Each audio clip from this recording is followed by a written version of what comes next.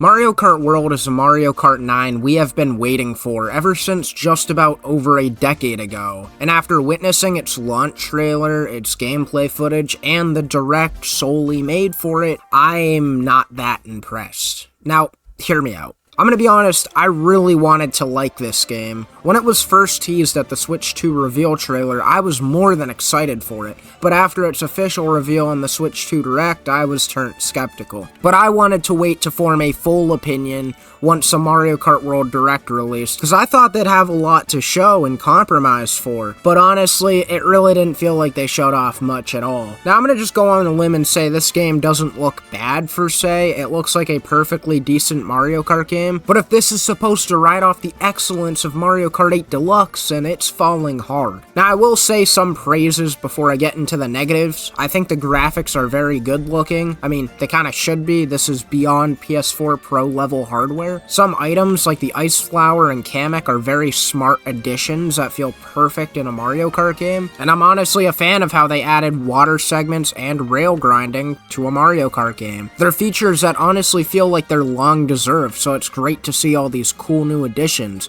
However, that's where my praise for the game ends, as everything else just kinda doesn't hit, and dare I say, some of the new features are downright boring. Now first off, I want to discuss the character roster. I think this is bad. I don't like this. Having fodder enemies take up 60% of the roster is a very strange decision. I mean, if it weren't for the fact that they cut a lot of genuinely good characters for these fodder enemies from Mario 3D Land, then it wouldn't be a massive problem. But I just don't see myself using Dry Bones Fish over Diddy Kong. I will say, it's not the biggest deal in the world, but it's a disappointing downgrade from the excellent roster found in 8 Deluxe. They also have costumes for already existing characters, which I will admit, I think that's super cool.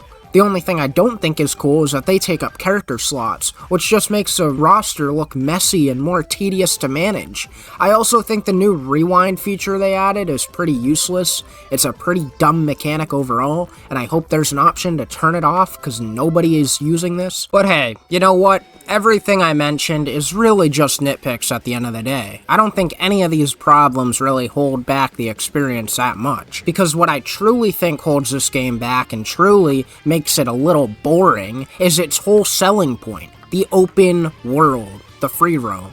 Now, don't get me wrong, Mario Kart has great controls and is a very fun series to play, but putting that formula into some open world with a few map challenges to do is extremely dull and just honestly not a good decision. This alone is a big problem because not only is this a main selling point of the game, but it also drags down the entire experience as a whole. I mean, for one, they completely gutted vehicle customization. That's completely gone from this game, which I find kind of ironic since you'd think you'd want customization to be a key element in a game where open world is the main selling point, but you know what, that's not all. We got a lot less courses in this game than in previous Mario Kart installments to compensate for this empty open world. And as for the courses they do have, some look cool, but really there's nothing insanely mind-blowing. I thought the Comet Observatory and the arcade Donkey Kong inspired track were cool, but everything else just kind of looks like it's been there, seen that. There's also this new system that takes advantage of the connected open world where you spend a lap of the race driving to the next course on the open world, which sounds extremely cool in concept, but honestly, after seeing a bunch of gameplay of this, it's a very mundane way of playing Mario Kart.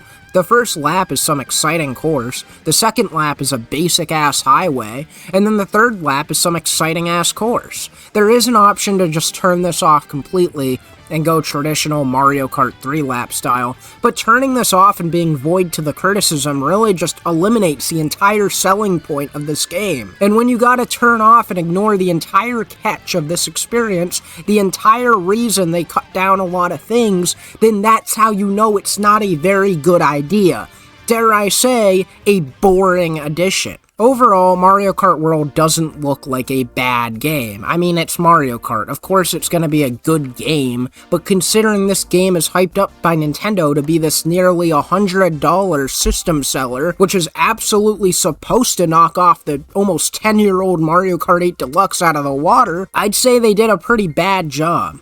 It's clear they ran out of things to show for this game with the lackluster direct that we got, and honestly, I think it's just gonna be a good tier Mario Kart game with all its new features being downright boring. Or maybe I'm lying, maybe I just don't like it because Diddy Kong's not in it.